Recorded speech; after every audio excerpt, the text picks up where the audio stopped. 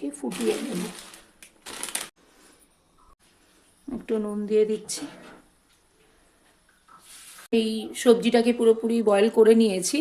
দেখুন, এটাকে উঠিয়ে আমি রেখে দিলাম। সেটাতে আমি একটু অল্প হোয়াইট অয়েল মিশিয়ে রেখে দেবো। এই কারি পাতা চাউমিন বানানোর জন্য যে মেন ইনগ্রিডিয়েন্টসগুলো লাগবে সেগুলো হচ্ছে হিসেবে ইউজ করব।